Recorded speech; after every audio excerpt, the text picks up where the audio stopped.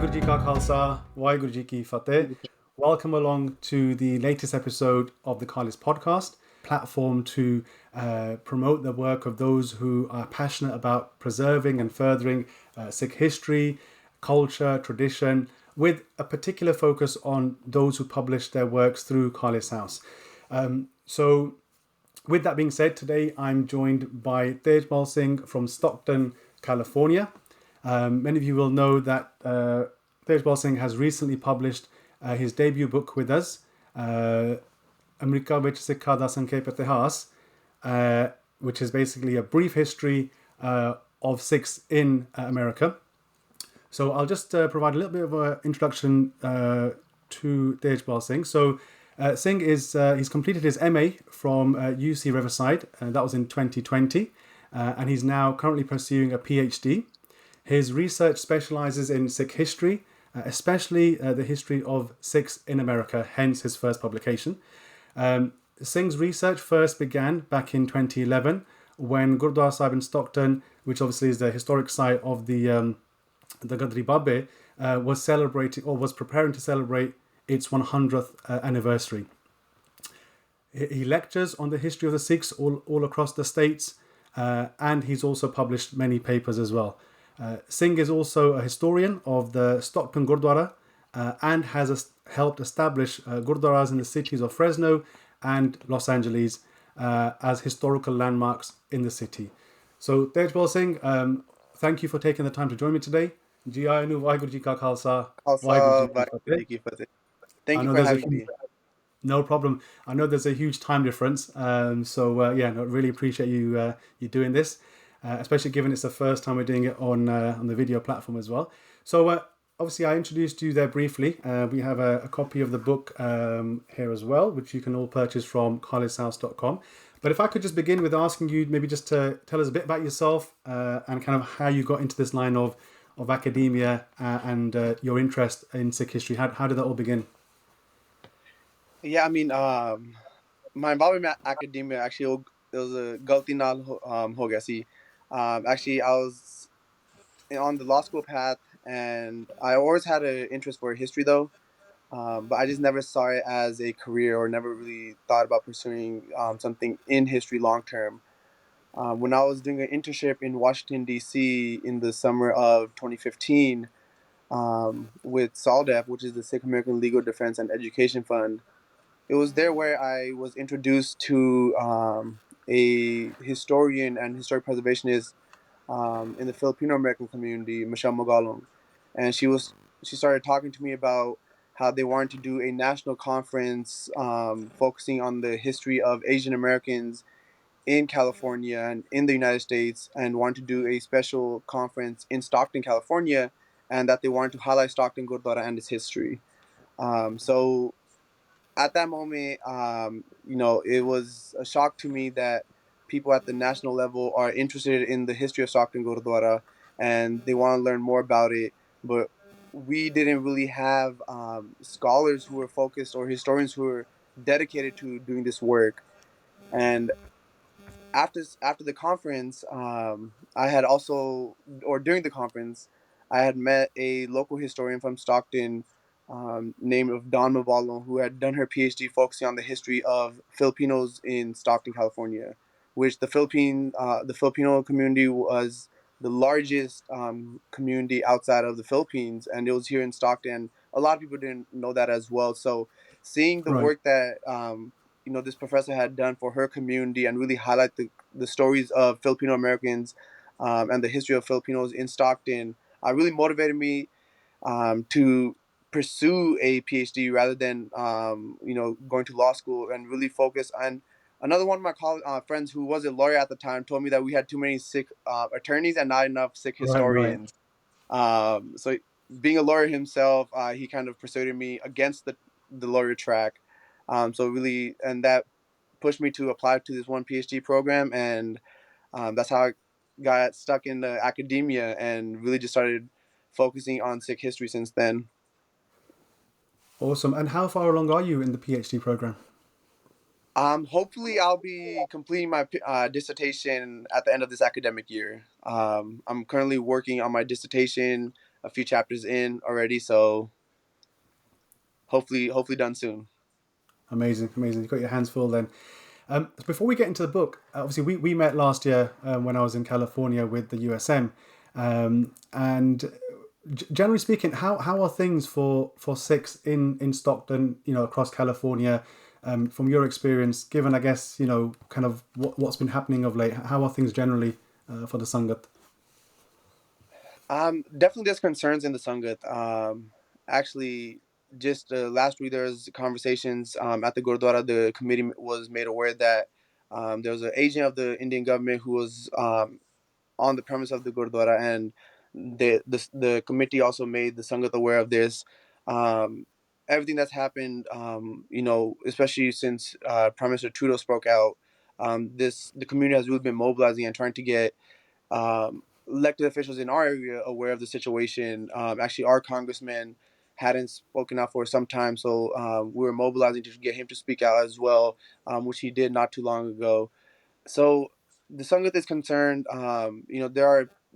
They feel as there's a valid concern. People in the local Sangat have been approached and addressed by the FBI as well. They feel like they're being monitored as well. So there's this sense of pride that now the whole world does know what we've known for so long, but Yeah. that also that heightened sense of like concern and security is also at the top of their top of their mind. Yeah. That kind of that apprehension, I think, is felt across the diaspora, even here in the UK as well. You may have seen there was protests that happened in Scotland last week, and there's been ongoing conversations. So I think there's a general feeling of the apprehension across the diaspora, and that's understandable. Okay, so let's get into the book then. So as I said, America ਵਿੱਚ ਸਿੱਖਾਂ ਦਾ ਸੰਖੇਪ ਇਤਿਹਾਸ. So we've been speaking about this for a little while. I had the honor to obviously proofread this and publish through Khalis House. The first question I want to ask, obviously, for those who have yet to purchase the book, it's written entirely in Gurmukhi. So how did you come to that decision? What was the thinking behind that? Why write in Gurmukhi? Yeah, so for based off of the work that I do on Sikh history here in the United States, I also engage with museums and always trying to see how we can get our narratives and our stories told in museums.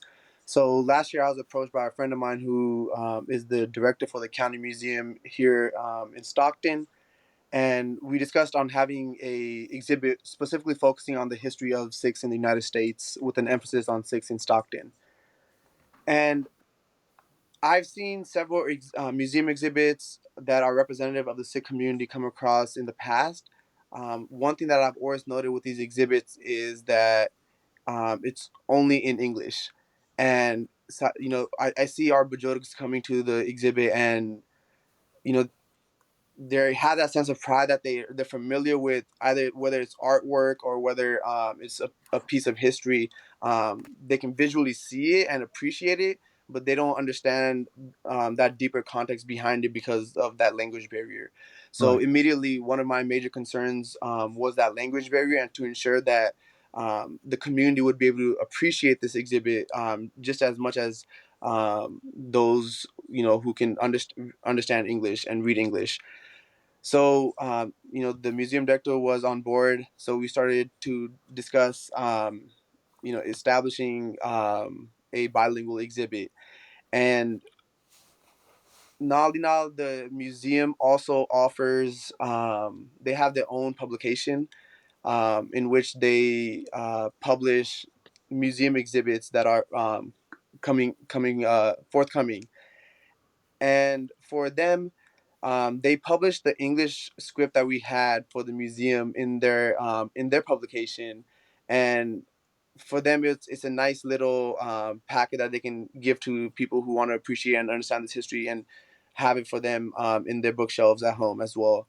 So I just thought to myself, if they're doing this with the English version, why don't we also have the Punjabi version as well? Same idea when we were looking at the bilingual exhibit. For the bilingual publication as well. So for me, it's always an idea of like, if someone wants to see the English version of it, again, that's something that right now it's with the museum, but I do have hope that we can, once that museum exhibit is done, we can also publish that English version as well. But for the time being, there is a English version, and I wanted to ensure that there's also a Punjabi version available for our community. Yeah, that's awesome. Making it accessible to all of those in the community, I think, is hugely commendable. You mentioned the exhibition there. Is that currently live at the moment? Is that available for people to go and see, or? Not currently. We're hoping to launch it in April of next year. It was actually supposed to be this past year, but due to some um, per- personal matters I had to attend to, we had to delay it for a year. And Right. now it's going to be hoping to launch it in April during the Vaisakhi Nagar Kirtan at Stockton Gurdwara. Okay. And again, a conversation with the museum director. He wanted to ensure that the community was able to enjoy it before. So it will be launched. The hope is to launch it at the Nagar Kirtan at the Gurdwara, and then keep it there for some time being, and then shifting it over to the museum to also commemorate the 40th anniversary of Chorasi, which the Right. museum director himself suggested that it would be a great time to kind of bring the exhibit to the museum space. Yeah, yeah, that's amazing. I mean, obviously, I know that within the book you do cover Charasi as well. But just going back to the point about making this accessible for the Bajurg perhaps or that generation who perhaps doesn't engage as freely in English as perhaps we do. I guess the other thing is a lot of them, maybe like our grandparents' generation, they were living this reality, right? So they necessarily wouldn't have known perhaps what was happening if they were in Stockton, for example. They wouldn't have known what was happening to Sikhs maybe across the other side on the East Coast, or certainly elsewhere, maybe for a few weeks, maybe a few months. So for them to kind of have that information available in one resource, I think was really good.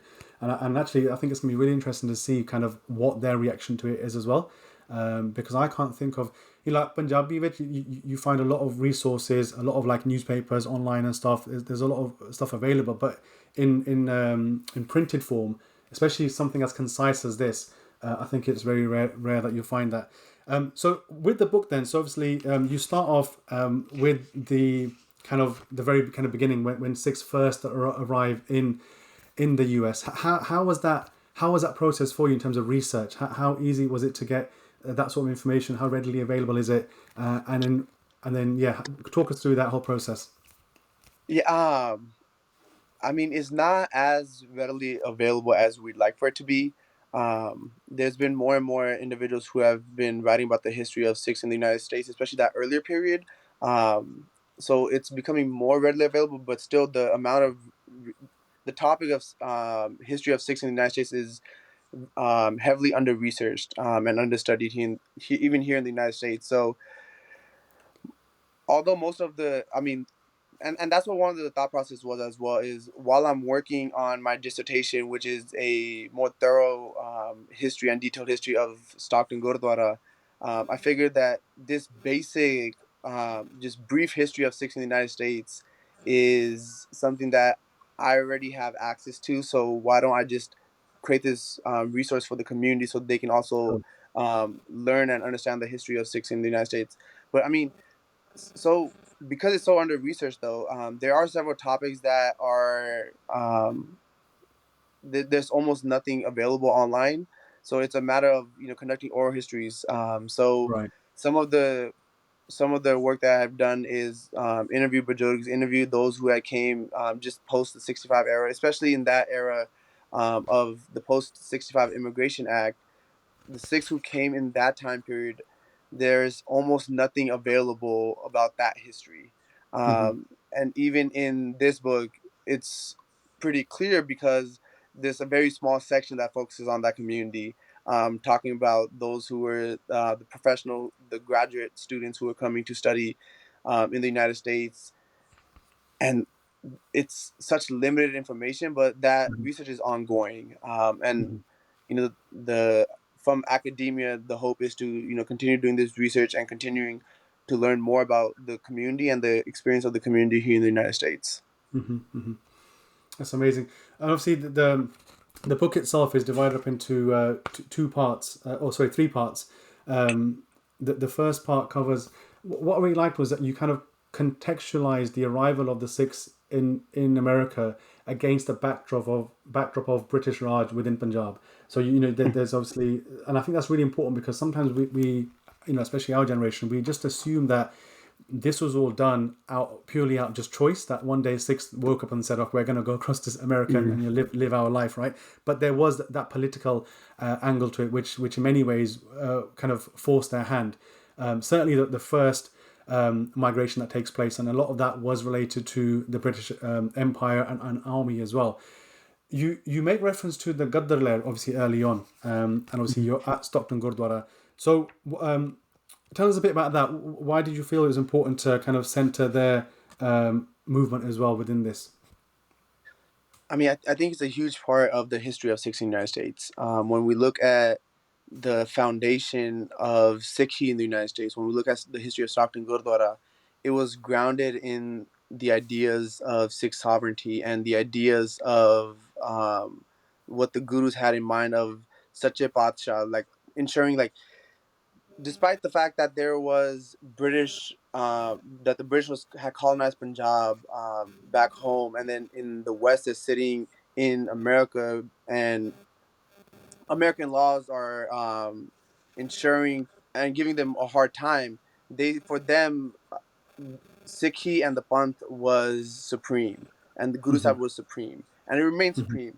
So anytime Stockton Gurdwara, or anytime there was an issue abroad, Stockton Gurdwara and the Gadri Babe were always engaging with that. And again, we see this movement to free Punjab and to rid the British from South Asia really really form in the Central Valley and around Stockton Gurdwara. And it was the same leadership. And even beyond as we move forward, and I'm not sure I wrote about it much in I can't recall if I wrote much about it in this book, but even when we get into Jatuda Morcha and these Morcha in the 20s, again, Stockton Gurdwara was heavily involved as well. Right. So Right. it's the idea, and I felt like we can't separate transnational politics and what's happening in Punjab from what's happening in Stockton. The two were heavily connected and have always remained heavily connected. So that's why, some people say that, just the Gurdwara should not be included in this history, but they're so closely connected. The founders of the Gurdwara, Baba Jawala Singh, Baba Vasaka Singh, were leaders in the Gurdwara movement as well. So they're so closely connected. I mean, Stockton Gurdwara is known as Gadri Babinda Itihasik Sthan, right? The historical site of the Gadri Babe. So just having even a little mention of the Gadar Leher and its significance was crucial. And even when we're talking about the history of Stockton Gurdwara, we later on in the book, in the second section, again we have Baba Son Singh, the founder of the Gadar Leher, who also talks about Payanda Dera, or like where Baba Jawala Singh and Baba Vasaka Singh first started off before Stockton Gurdwara had came to be. So again, the Gadri Babe knew of Stockton Gurdwara and the work that was being done. It was so intertwined. So I mean, it only made sense to include it. Sure. And in terms of like timelines, so when was Stockton Gurdwara first built, and then when do the Gurdwaras kind of make that their kind of point of assembly during the Gurdwara movement? And so the Stockton Gurdwara first is established. They have a meeting Vaisakhi of 1912, but formally established through American laws. It wasn't until May 1912, and then So the the Sikhs are Gurdwara. already in. Sorry, so the Sikhs are already in over in the west coast. That they've already arrived there. They've been there for a few years, and then they decide to build the Gurdwara. Okay, ठीक है. Hanji. So when Baba Jawala Singh and Baba Vasaka Singh, both of them had arrived to California in 1908, and they kind of remained. They were always together, great partners, great friends, and they purchased Jameen. They're able to get Jameen near Stockton, in a small village known as Holt, California, and it said that they had roughly 500 acres at the time, and their area, their kind of like their ranch became known as their farm became known as Payanda Dera, Right. and it became really famous because everyone, not just Sikhs but also the Hindus and Muslims at that time, they knew that they can go to Payanda Dera, and that's where divans would happen. They do kirtan, they do katha, they do kavtas, have discussions, Wow. and again, even the Gadri Babe, when Baba Son Singh and all these other individuals are writing about it, they talk about the seeds of revolution, the talks of sovereignty really started in Payanda Dera, at the farm of Baba Jawala Singh, Baba Vasaka Singh. Even though it was the Gadar Leher was officially formalized in Astoria, Oregon, Hmm. there's people who point to no, it was these conversations that are happening at Payanda Dera. So Right. Right. that was kind of what was happening before Stockton Gurdwara was officially established. So they're already having these divans. It was well established, and then eventually they decided to just formalize it because they strategically needed to separate um, I the Gurdwara as a space for the broader Sangat and broader community from the more secret activities of the Gadar Sure. Leher that were going to be happening. So the Payanda Dera had become a Gadar headquarter for more Right. of the secret activities, whereas Stockton Gurdwara was kind of the public face of the broader Sikh community. And then the connection with San Francisco. San Francisco was like the intellectual hub where it was also the printing press was available in San Francisco. The students were there in UC Berkeley. Mhm. So Right. these three kind of served different purposes, but they're all connected. But a lot of people forget that history of Payanda Dera and the role that it played in the Gadar movement as well. Yeah, no, that's really important. Thank you for highlighting that because I think they say like history has a habit of kind of repeating itself. And when you were Mhm. speaking there about Baya Dadera, the first kind of thought that came to mind was like the by just in the Khalsa farm that was first initiated right in the 70s, and then you see how that became the foundation of the Leher that came afterwards. So having Mhm. that base, I guess we've always had that in our Itihas, because of the principles of Sangat and coming together and Sanjivalta and really kind of having that space where the Sikhs could have the vichar and then decide how they're going to act upon that. The other thing I wanted to ask was Baba Vasaka Singh, Son Singh Pakna. So when I read Sardar Ajmer Singh's work on the Gadar movement, what was really eye-opening to me was the fact that there was such a strong Sikh presence throughout the Gadar movement right from the offset. And he makes a Mhm. point about how when you even look at the pictures that we have of them, a lot of them have their gatre on, their rehetwan, nitnemi gursikhs. But sometimes, or well, not sometimes, a lot of the time, that aspect of the movement is sidelined, and it then becomes, either kind of a secular movement or an Indian nationalist kind of rhetoric is put on it. But from your own kind of research, and obviously you're there at the Gurdwara, I do envy you sometimes because you've got access to so many historical, as you showed me last year when I was there, those kind of diaries of the Gaddars. What's your kind of reading of that? How important a role did it play? And at what point do you think it then becomes something else? Yeah, I mean it's a problem that we're also seeing here, right? There's a lot of individuals who are trying to take Sikhi out of the Gadar movement and Right. say that it was a secular movement, or it was a pan Indian movement. Many different words for it, but I mean, at the end of the day, one thing that's been interesting actually is drawing comparisons to something that we've lived through, something that we've seen, which is the Kisan Morcha, Right. right? Where people were trying to take Sikhi out of that morcha Mm. as well, but Hmm. Yeah. we see how Sikhi was very, very, very, very instrumental to that movement. Sure. Um, and I draw comparisons. I'm like, it's the same types of conversations that are happening where Sikhi was a driving factor, but people are trying to rip it out. And trying to make it a secular movement, but we're aware that if we take Sikhi out of the Kisan Morcha and the concepts of Sikhi, every concept of Sikhi, how long would that morcha have gone on, Right. right? It's something that I talk to individuals about here when they also pose the same question about, it was a secular movement. Everyone's saying it. Why are you so adamant on the fact that Sikhi was involved in the Gadar? Hmm. And even for them, it's hard to fathom the idea that just because there are non-Sikhs involved in a movement strips it from being a Sikh movement. Yeah. Yeah. Um, but yeah, I mean, I draw comparisons, and the Sangat here is very adamant that no, it is a Sikh movement, and the Gadar Leher is part of a larger movement for the sovereignty of Punjab, right? Which was the idea to, remove the British to ensure Sure. that it was for Sikhs, it would be a sovereign Punjab. For like, but for other folks in different states, it's an idea of sovereignty. Yeah. The fight for Sikhs in the diaspora has carried on, and that legacy of the Gadri Babe carries on even here in Stockton as well. Yeah, I think sometimes the lines become a little blurry because there were certainly proponents within the wider Ghaddar movement who were perhaps Indian nationalists. But I think what happens is that their position and their narrative then becomes the major one, and it kind of directs a lot of work that's been done and a lot of kind of conversations that continue till this day. And this is why then it becomes, the Ghaddar movement is seen as or kind of depicted as a, like I said, secular internationalist, even Marxist. There's a lot of influence, which we do know comes afterwards. But at the heart of it, especially when you refer to Babiada Dera and how closely it was all associated with Stockton and the Gurdwara, it's very clear from that perspective how important a role Sikhi had in all of that. So really, thanks for clarifying that.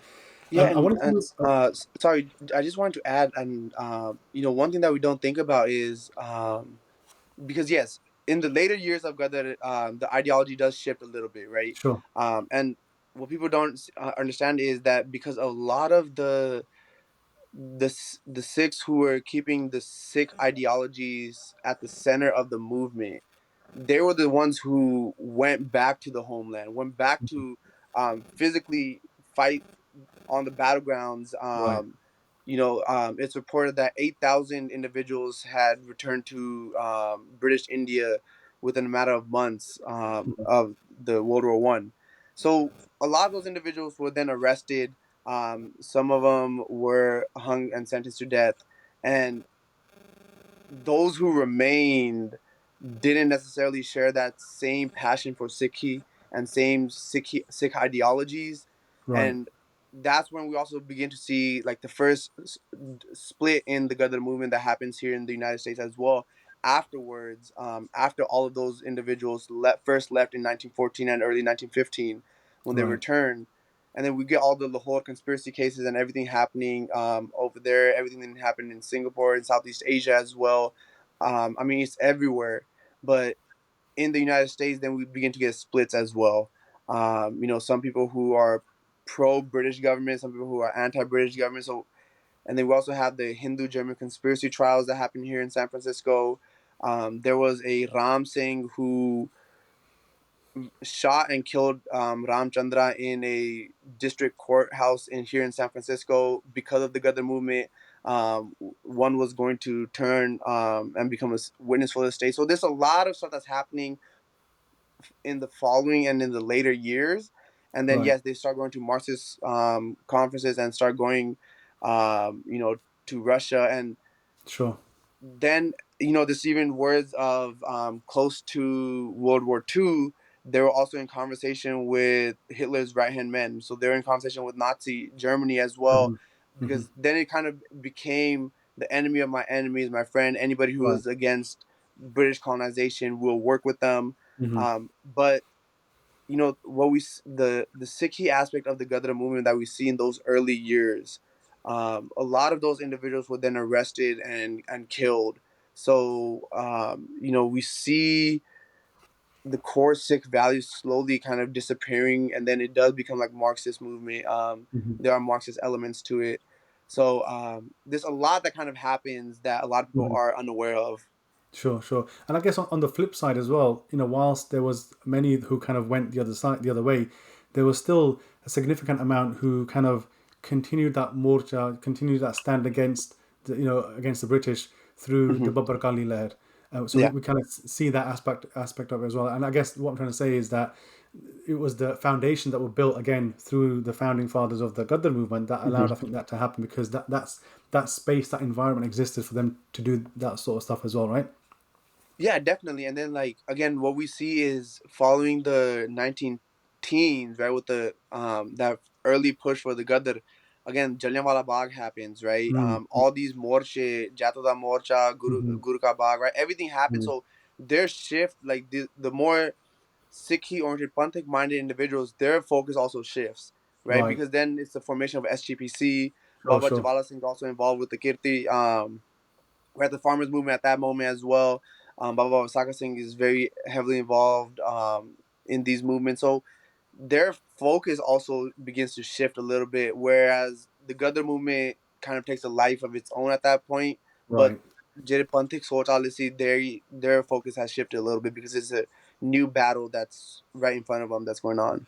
Okay, okay. And going into like the 1920s, 30s, maybe even into the 40s, in terms of, Sikhs in America, the migration continues. And you obviously you document that within the book as well.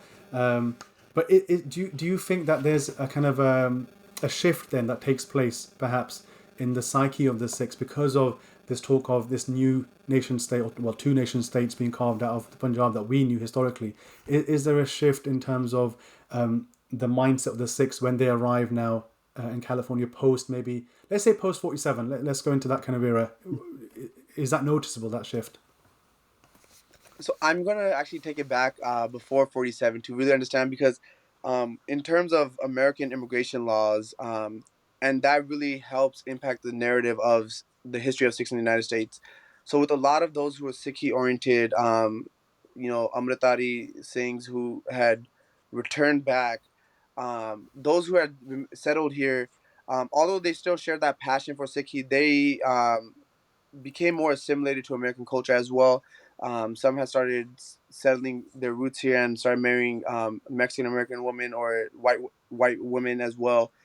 And they had also had conversations to install actually chairs inside the main divan hall. So because for them that was satkar, because they're thinking about how an American church is run, and Right, they're right. they're getting married and more assimilated into this American culture. So for them, they see satkar in a church, and they're like, it's okay for us to have kursiyan as long as we keep Maharaj's Swaroop even higher. So there was a point where Mahdi Swaroop was almost touching the roof, and people were sitting there on kursiyan in the main hall. So that kind of became the psyche of 69 states, because the immigration between Punjab and the United States had actually decreased because they restricted how many people could come from Asia. So there was Right. discriminatory law that didn't allow people to migrate from Asia. So that connection from Punjab really wasn't there, and they introduced kursiyan in that later decades in the 40s, and it kind of carried on over.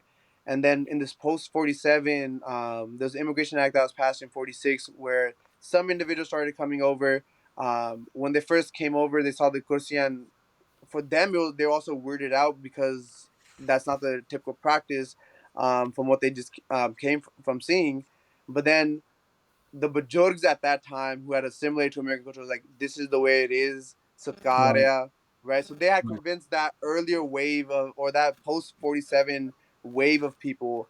And then even in terms of, these new nation states being established, it was a sense of pride that Mhm. for them, that Sikhs from the United States have been fighting for the British to leave Mhm. Mhm. India, and now that they have, we should celebrate. So Sure. actually, in this Sure. post 47, it was a sense of pride. They were also supporting the Indian government, the Indian army, sending money back whenever they had these wars, even the war in 1971. Mhm. You know, so it was that was a kind of mentality. And then in the post 65 era, when the immigration really opened up in the United States, Mhm. that's when a vast majority of Sikhs started to migrate to the United States, and more started settling in California.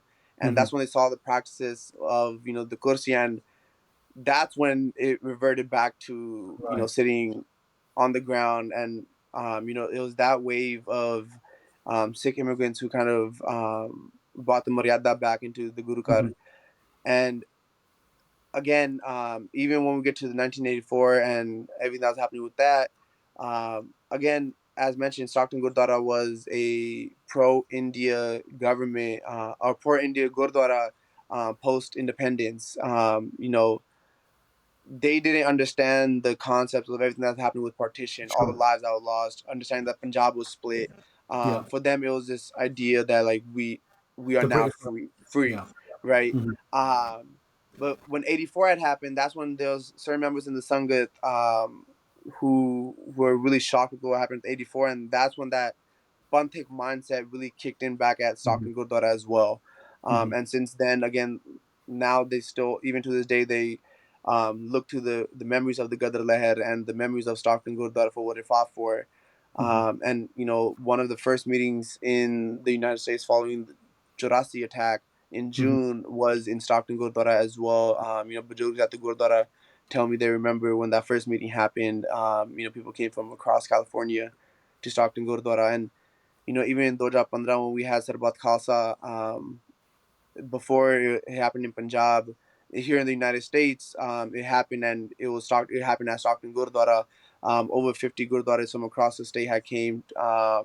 So again, like that significance of Stockton Gurdwara remains, and that Panthik mindset of Stockton Gurdwara remains. But in that post 47 partition era, it was a very typical pro Indian kind of mentality that was there.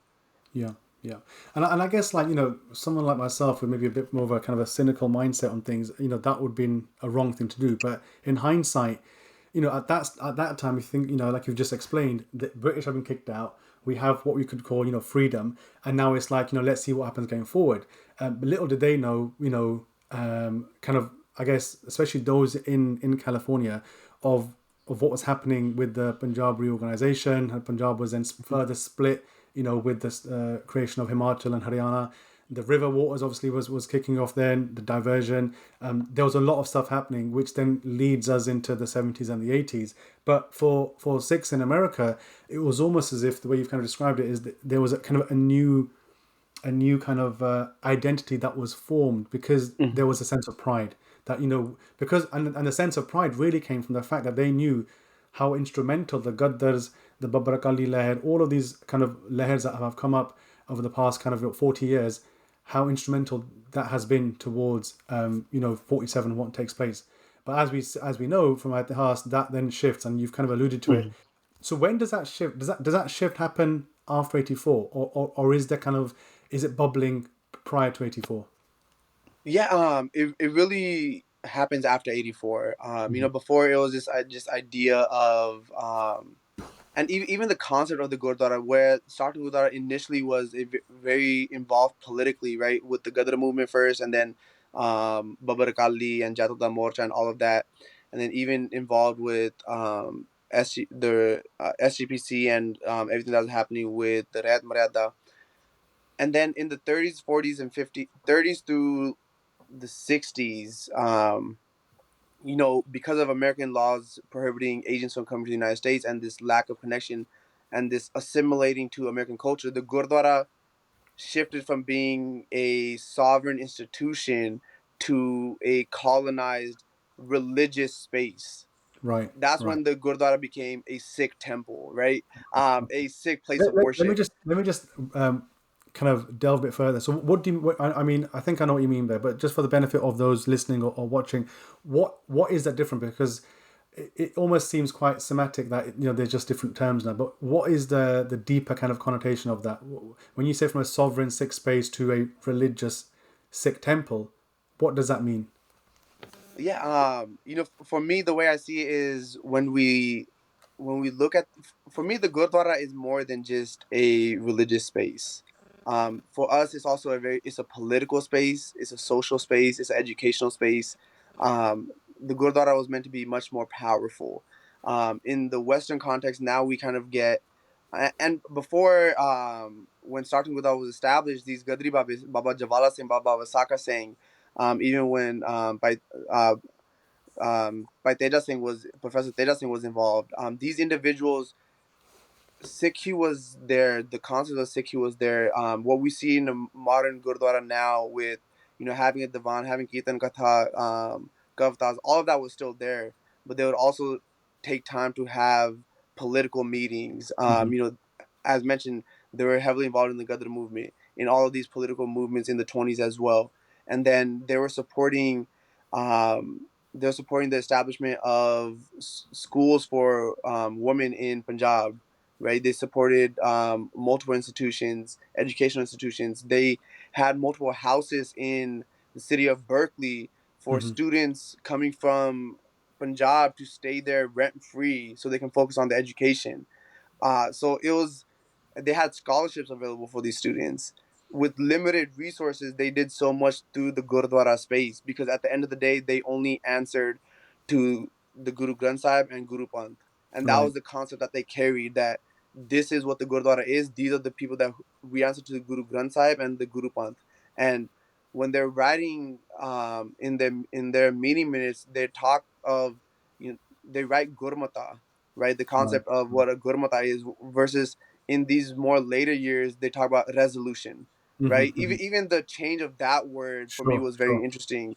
Mm-hmm. So again, so that's what I see as a sovereign institution, where the Gurdwara is meant to be more than just a space where people come, listen to most definitely that aspect is a aspect of the Gurdwara, Mm-hmm. but for me it's meant to be so much more.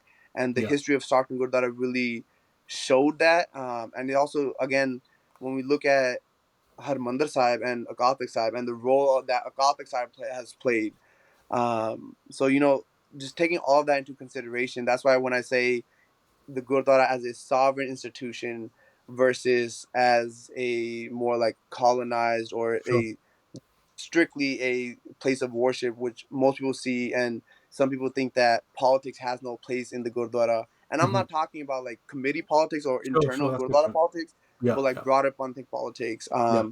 People, again, this is why we're seeing issues of, should Shaheed photos be placed inside Gurdwara properties, right? Mm-hmm. The concept of banning shastras from the Gurdwara when shastras are meant to be so closely connected to the religious as well.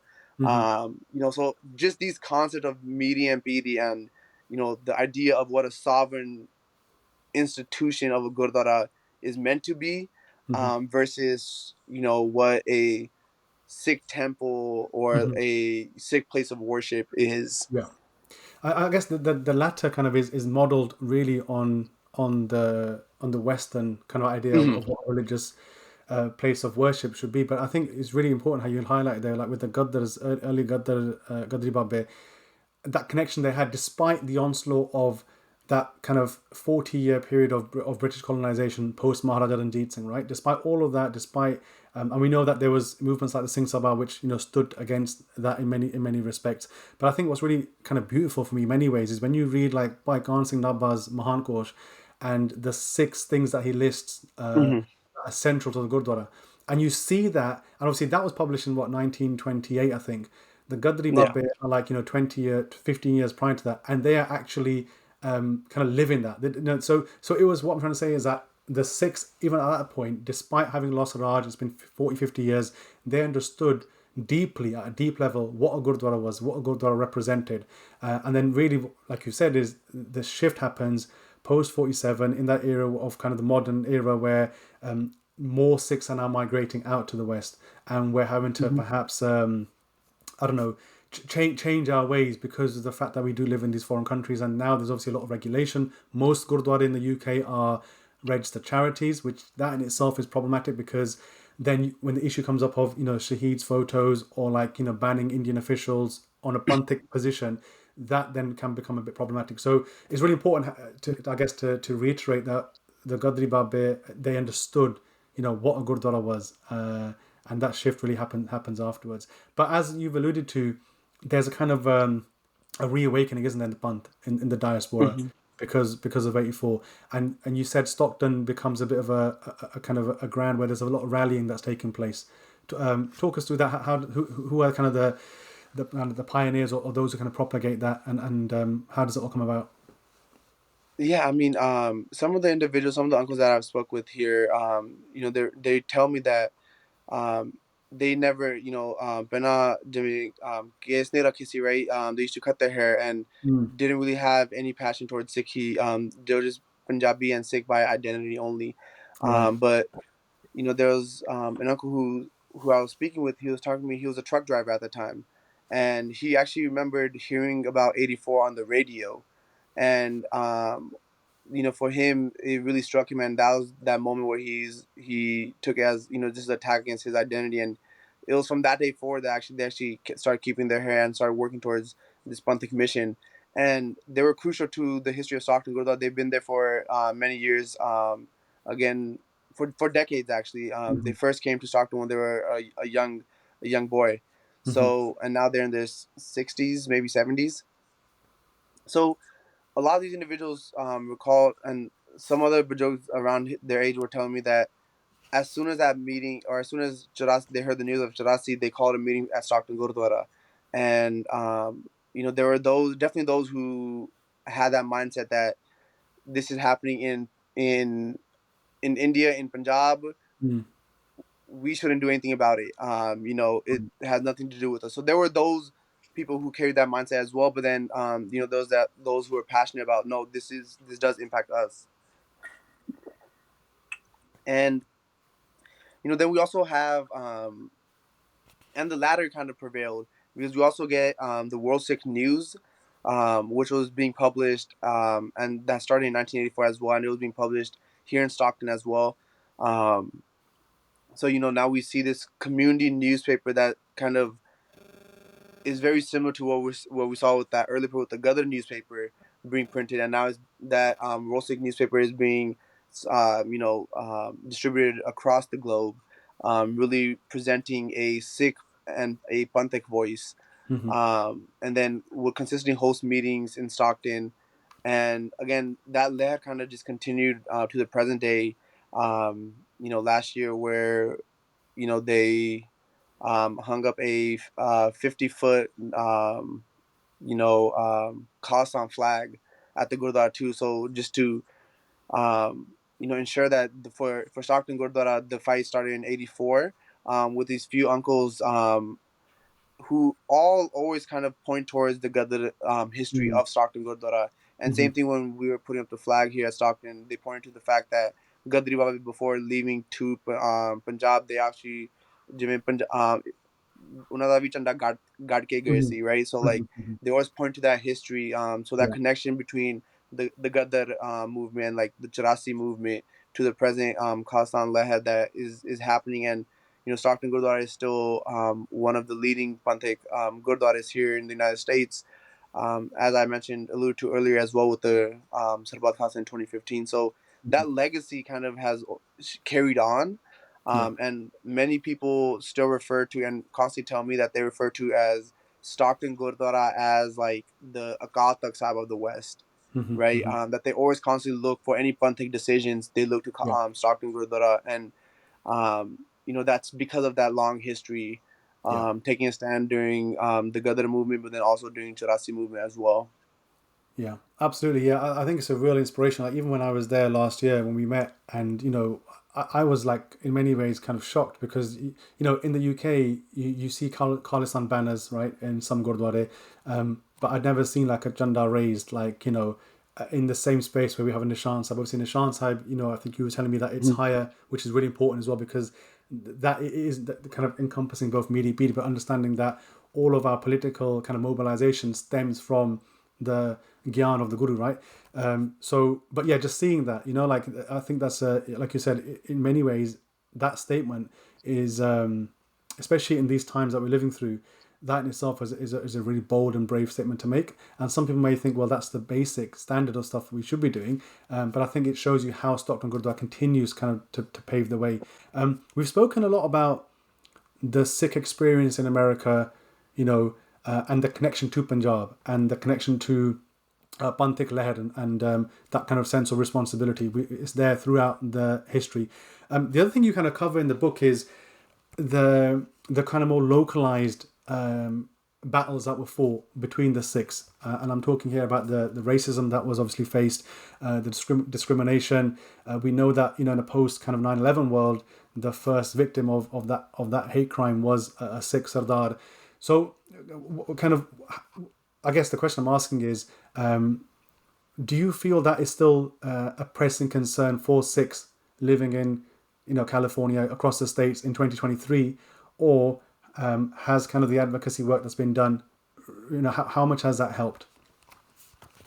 I mean, I definitely say it's ongoing, and it is of concern to the Sikh community. Um, Advocacy work has helped, but it doesn't address the problem entirely. Mm-hmm. We've had in a matter of years, just in the Stockton area alone, there was a Bajorg who was murdered in a city just southwest of us here in Tracy, California. A Bajorg who was beaten up in Manteca, California. Bajorgs who were, which is also in the same county. Again, we've had multiple incidents over a span of within these past few years, and we're constantly seeing attacks, and there was actually a report released by, I believe it was the FBI last year, that stated that if we look at the population and the ratio of communities, Sikhs are actually one of the most targeted communities in the United States, despite being um, you know a very small minority. So I mean, there's evidence to show that the problem is still here, and it's still of huge concern. But I mean, that hasn't stopped a lot of individuals from continuing the advocacy work, continuing to do education, Sure. and Apne have made it in various fields as well. So that concept, and that's why I titled that kind of section as Chardikla, right? This concept of Mm-hmm. Chardikla to really holding that true to the Sangat. Mm-hmm. Mm-hmm.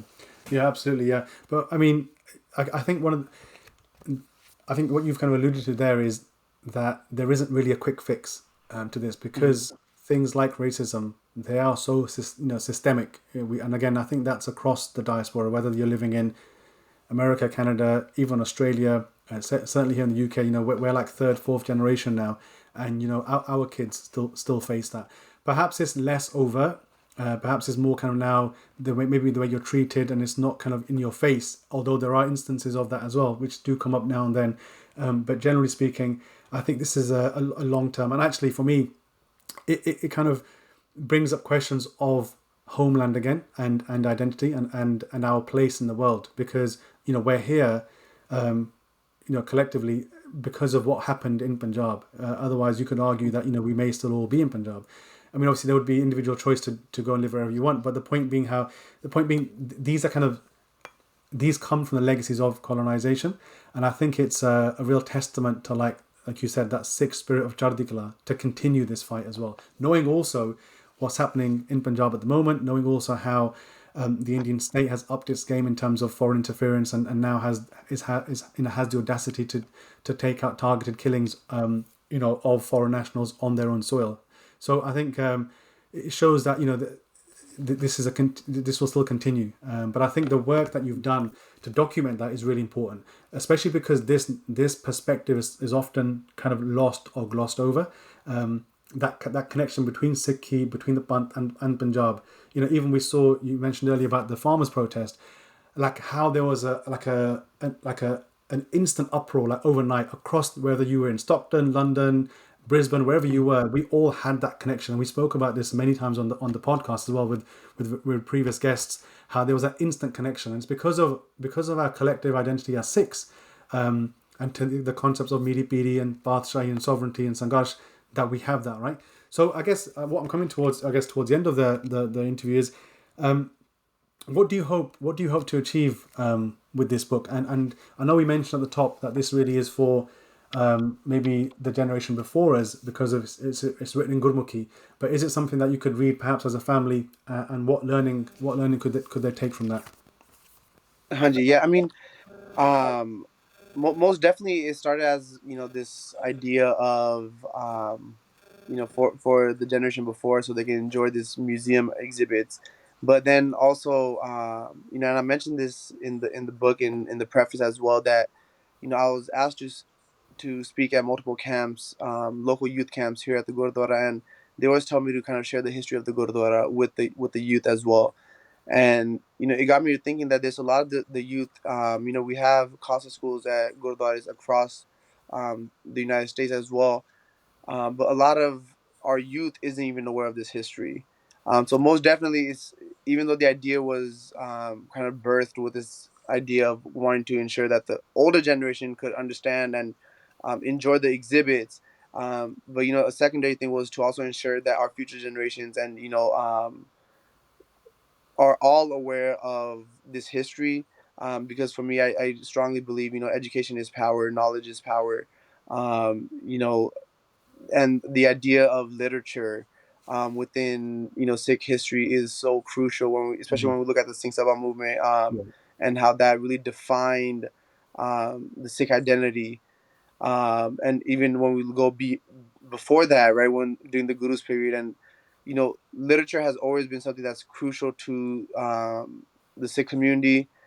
Lately we've really become a community of oral history as well. Mhm. So for Mhm. me, I just wanted to kind of document something in a like a written swarup, to really share with the community, whether it's older generation, the generation before us, or for future generations. So yeah, I mean, and I wanted to make it really brief. So I know a lot of people aren't the biggest readers. So when you give them something that's a dense history of the history of Sikhs in the United States, they may not pick that up. Sure. And even in the language, I try to keep it really simple language to ensure people from all generations are able to read it with ease.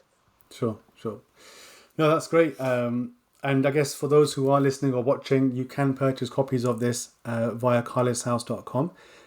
If you are based in the US, there are a number of copies at Stockton Gurdwara. So either you can, if you're local, you can go ahead and speak with the Sevadars there and pick one up in person, or you can also order via khaleshouse.com. And there is a special option on there to select delivery for this within the States.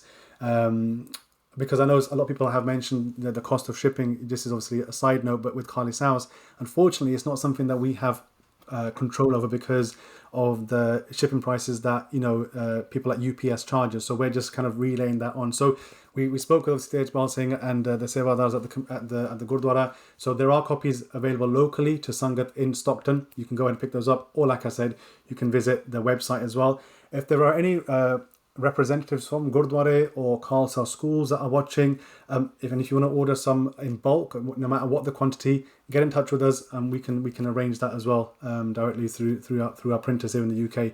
I guess the other thing I wanted to mention was at the top of the start of the interview, you mentioned your PhD. Are there other works in the pipeline? Is it something you've got kind of you're working on, maybe either to complement this or to go in another direction? Yeah, I mean, right now my focus is finishing my dissertation, which is an in-depth look at the history of Stockton Gurdwara and the concept of what I was mentioning earlier, this concept of a sovereign institution of the Gurdwara versus a colonized religious space. Yeah. So I really go in depth looking at the history of Stockton Gurdwara in that. Um, I'm working on, again, because there's such limited resources on the history of Sikhs in the United States. Actually, a guest editor for a journal which focuses on the history of Sikhs in North America. And then again, there is interest. I don't know when I'll get around to it, but maybe publishing some of the work that I've done in an academic setting, like published through journals, translating those into Punjabi as well, because I really like this concept of, making my work more accessible to the Hmm. community. Yeah. Because I don't want to be writing and doing my work in a silo. Yeah. I don't see the purpose in that, and really allowing for the Sangath to critique me and to hold me accountable for everything that I write and ensure that my work is being shared with the Sangath. So, um, I am thinking through it, seeing, which one of my next papers maybe I want to get translated into a mini series or a mini book as well, Hmm. or maybe something completely new. No idea, but definitely something soon, hopefully. Yeah, no, that's really good to hear because I think you're right. Sometimes when you're working within academic spaces, you can get into this space where you're just it's kind of like you said the silo, right? And actually, the people that you're writing for or the issues that you're writing about, they never get access to that kind of sort or that thinking. So I think it's hugely important to try and bridge that gap. And I guess in many ways, Carly's House is hoping to do that. With this type of platform. So really, really, yeah, keep that up. Good luck with the PhD. I'm sure obviously we'll stay in touch. And thank you once again, Singh, for taking the time. I really enjoyed this episode. I'm sure our listeners and those who are watching via YouTube learned a lot. So yeah, thank you once again. And I think we'll fateh bulande. Thank you for having me. Waheguru Ji Ka Khalsa. Waheguru Ji Ki Fateh.